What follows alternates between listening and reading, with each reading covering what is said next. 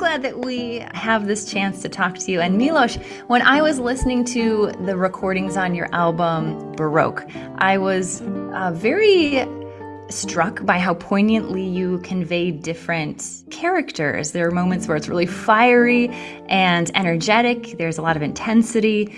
And other times it's more thoughtful and there's an introvertedness to it. So I was curious, do you feel like this is music that reflects you as a person, your personality? I would say that my personality feels very comfortable in this music. What drives me more than anything is contrasts. The highs and the lows and the light and the darkness and the ups and downs. You see, where I come from, it's an interesting clash of the worlds. We are a Mediterranean nation in Montenegro, where I was born. It's a Mediterranean lightness and sun and music and all of that. But our DNA is Slavic, so it has this Slavic darkness as well.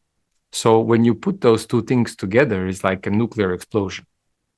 And I think that the reason why I respond to the repertoire that has those contrasts so well, and why I'm able to communicate that to the audience in front of me in a very natural way, and maybe that's the reason why the audience from the beginning connected to my recordings and the way that I play, was because I was never scared to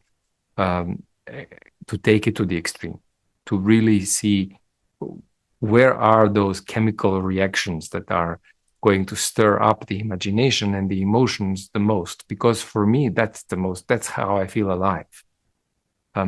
And the Baroque repertoire has that in buckets. It's just all out there, and you can take it in whichever way you want. Because as you said, some of the works are so lyrical and romantic, and you also have so many choices to make, whether you are using ornamentation or whether you're playing it in a pure way, whether your phrases are romantic phrases rather than this sort of Baroque style, more straight-lined, but then relying on different ways of expression through ornamentation. So it's like you just have so many choices to make there. And I sort of made mine very instinctively, just based on what felt right, not even really what I knew was right. I just don't think that in music there is right or wrong, you know? If it moves you, it's right. If it's there and it creates an emotion, it's right, and it's okay. Yeah, so each one of these pieces apparently moved you in some way. What are a few of the selections that you would like to highlight for our listeners?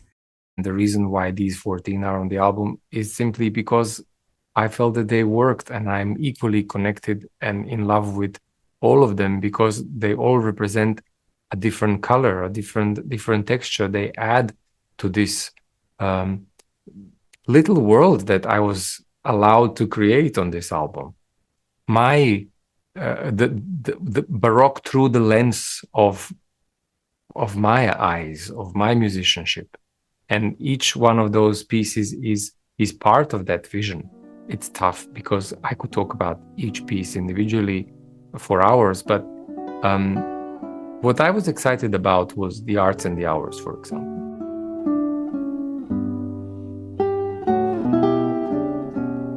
That's something that is so far away from the guitar, instinctively, because of the sustain and because of the polyphony and the way that works. And yet, it feels like it lived in the sphere of the guitar forever, somehow. It was so difficult for so many months, and then once it arrives, it felt like it was always there. And I think that's a successful transcription, because it just became something else naturally without being forced.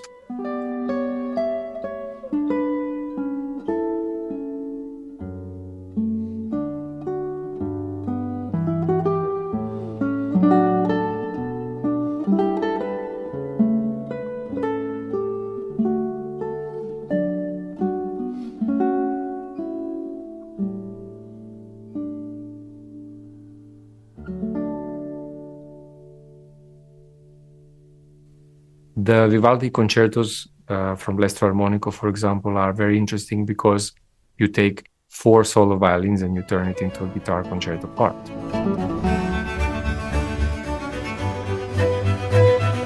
That's really fun and such an achievement and such teamwork with Jonathan Cohen, with Arcangelo, with everyone involved, because you're just doing something that is maybe breaking that idea of what's possible. And I always like that.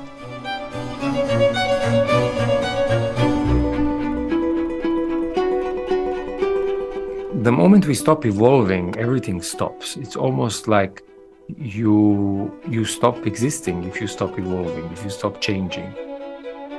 The whole nature is changing all the time. Everything around us is changing all the time, and we have to allow ourselves to do the same. And the artists that I admire the most, whether it's visual artists, whether it's musicians or whoever, are the ones that have not been scared of that change.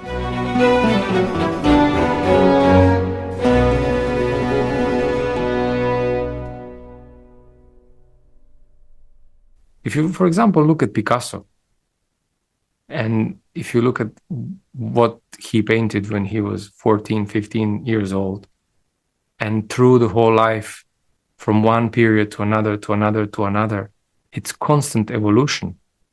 When you look at even someone like Madonna, it's the same. When you look at composers, modern composers, when you look at how, say, John Adams sounded a few decades ago and today, or it's a constant evolution.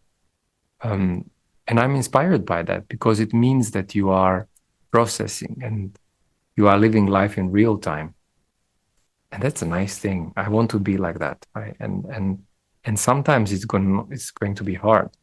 And I've been through a lot of ups and downs, but I'm proud of it. I wouldn't change it for anything.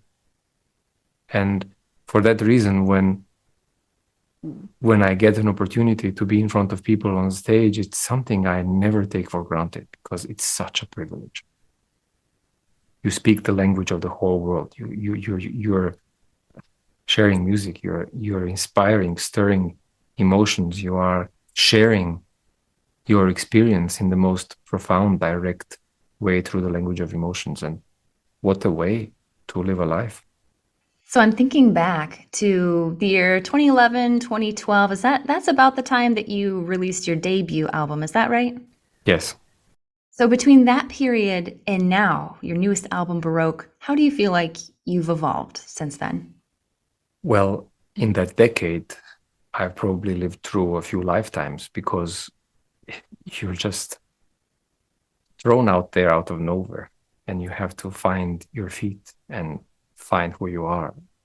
And from just living in your own space, in your own time, within this protected, cocooned world of classical guitar, you're flying through the world, playing with the best orchestras in best places. Everything you do matters. You're carrying the flag for the instrument. You're opening the doors. You're like doing so much work. And so often I felt that I was expected in those years. I felt that every time I played the guitar somewhere, I was expected to do the impossible. It was an expectation that what I was going to do was going to be so different and so much, I dare say, better than what people perceived was the instrument itself. And yet I couldn't do anything more than just be myself. And when you are facing yourself and the context that you're put into in this way on such a world stage, that's a clash. That's a huge emotional discharge that you have to deal with on a daily basis. And the only thing that saves you from getting lost in all of that is if at all times you know who you are and what your values are and what is your paramount. And my paramount, my religion was always to find the best music, to get to the point, to reach as far as I have to in order to be true. Because if I wasn't, I would feel it and I would be so deeply affected and unhappy. And if that happens, then you also learn from that, because then you pick it up, then you know, but at all times you know, and following that gut feeling and that gut instinct and letting that be your guiding light through all of these other things, it silences all that noise. It silences the context so that you can find the best version of yourself. There is no other way for me. I mean, I admire so much colleagues and people who are able to always be consistent and always deliver on cue. I just always found that really, really difficult, because you're made out of all of those human cells, molecules that are resonating one against the other in different ways through your life, through your days, through your hours and minutes of your life. And you need to put that in your music, not some superficial consistency. And that is what being vulnerable means. And I feel that an audience is always with you if you're honest, if you are there sharing that experience in the good times and in the bad times.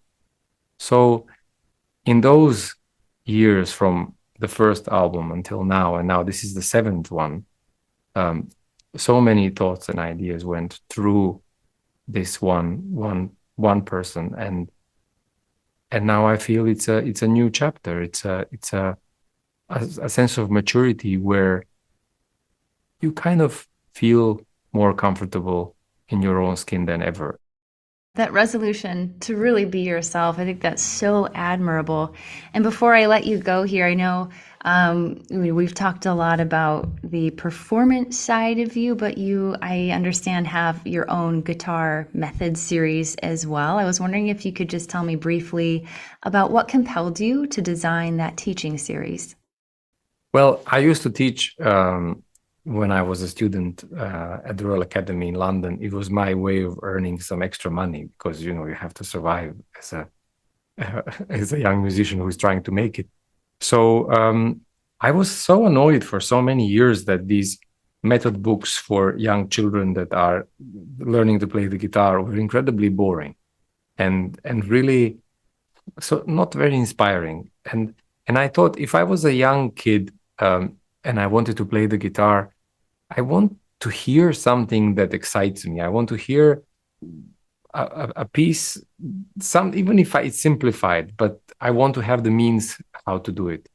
And actually, when Shots approached me and said that they would like to try to do something like this together, I was very excited, because I knew that I didn't want to make a method of how to play the guitar in the best and the most correct way, because there are so many of those methods. But I thought, how fun would it be to create a few books where actually I'm just, through my own experience, which was really not very regular, share it with people and see how they find it, and share the pieces that have been part of my artistic process, and make someone come closer to you through that music. So it's by no means a method or anything like that. It's just a wonderful way of sharing your story with people who are interested in it and who can have some fun playing really cool tunes on the way.